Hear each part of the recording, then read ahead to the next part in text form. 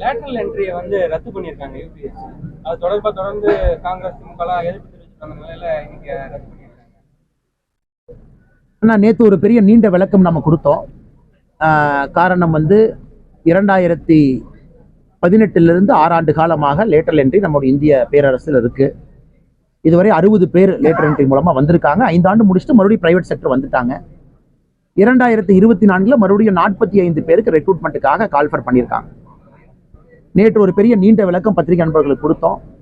இதில் நிறைய கருத்துக்கள். ஒன்று, காங்கிரஸ் போன்ற கட்சிகள் என்ன சொல்றாங்க, லேட்டரல் என்ட்ரியை வேண்டாம் அவங்க கருத்து. சில கட்சிகளுடைய கருத்து என்ன, லேட்டரல் என்ட்ரி வேண்டும், ஆனால் லேட்டரல் என்ட்ரி ரிசர்வேஷன் கோட்டா இருக்கணும். சில கட்சிகளுடைய கருத்து. சில கட்சிகளுடைய கருத்து லேட்டரல் என்ட்ரி வேண்டும், ஆனால் அது வந்து ஜாயிண்ட் செக்ரட்டரி டைரக்டரா இருக்கிறனால ரிசர்வேஷன் தேவையில்லைங்கிற ஒரு கருத்து. ஆனால் மத்திய அரசை பொறுத்தவரை இதெல்லாம் பரிசீலனை பண்ணுவாங்க. ஏன்னா மோடி ஐயாவை பொறுத்தவரை எல்லா குரலுக்கும் செவிசாய்க்க வேண்டும் என்பது நம்முடைய நோக்கம். 2018 லேட்டரல் வந்தபோது யாரும் பேசலையே. அன்னைக்கு 60 ரெக்ரூட்மெண்ட் நடந்துருச்சு. அன்னைக்கும் காங்கிரஸ் எதிர்கட்சியா தான் இருந்துச்சு. அவங்க யாரும் பேசல. அவங்க வெற்றிகரமா 5 ஆண்டுகள் முடித்து விட்டு மறுபடியும் தனியார் துறைக்கு போயிட்டாங்க. ஆனா இன்னைக்கு 2024 பேசுறாங்க. அதனால் இதை பற்றி இன்னும் தெளிவாக நாம் பேசுகின்றோம். மத்திய அரசு அதற்கான உரிய விளக்கத்தை கொடுப்பாங்க. என்ன காரணம் அப்படின்னு உரிய விளக்கத்தை கொடுப்பாங்க. அந்த விளக்கம் வந்த பிறகு நாம் பேசணும். இன்னைக்கு மதுரையில் நடந்த பிரஸ் மீட்ல முன்னாள் அமைச்சர் ஆர் பி உதயகுமார் அவர் வந்து கருணாநிதி வந்து அடிக்கணும்னு சொல்லிட்டு இருந்த அண்ணாமலை வந்து இன்னைக்கு கலைஞர் நினைவிடத்துல நின்று கும்பிடு போட்டுருக்காரு. அவருக்கு வந்து அரசியல் அனுபவம் பத்தல அப்படின்னு சொல்லியிருக்காரு. அண்ணா, கலைஞர் கருணாநிதி ஐயாவுக்கு கும்பிடு போடுவது தப்பு இல்லைண்ணே, ஒருத்தர் காலில் விழுறது தானே தப்பு. ஆர் பி உதயகுமார் ஐயாவுடைய சரித்திரத்தை நான் சொல்றேன். சசிகலாமா பக்கத்துல இப்படி நிற்பார்.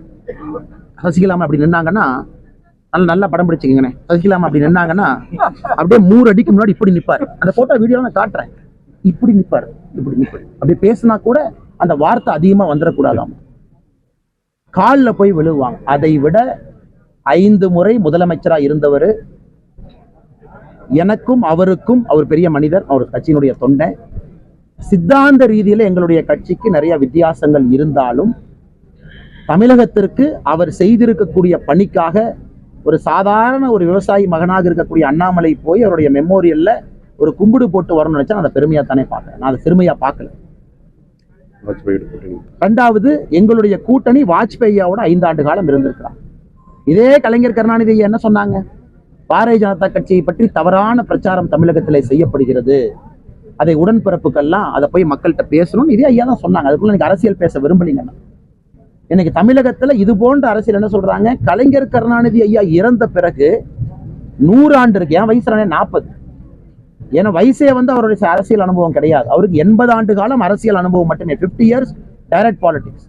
30 ஆண்டு காலம் நேரடியாக திரைத்துறையில் எழுதியவர்.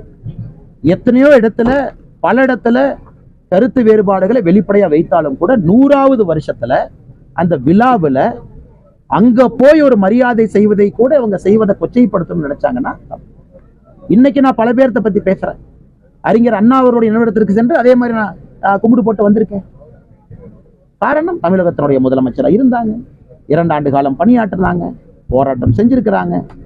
எங்களுக்கும் அறிஞர் அண்ணாதுரை அவர்களுக்கும் கடவுளை பொறுத்தவரை 1008 கருத்து வேறுபாடுகள் இருக்கு, வெளியே வைக்கிறோம். ஆனா தமிழகத்திற்காக பணி செஞ்சவங்களை போய் நீங்க பார்க்க கூடாதுன்னா எப்படி? புரட்சி தலைவி அம்மா அவர்களுக்கும் நான் மரியாதை செய்வேன். அது எப்படி இல்லைன்னு சொல்லுவேன்? புரட்சி தலைவர் டாக்டர் எம்ஜிஆர் அவர்களை பத்தி சொல்லவே வேண்டாம். ஒரு மகான்.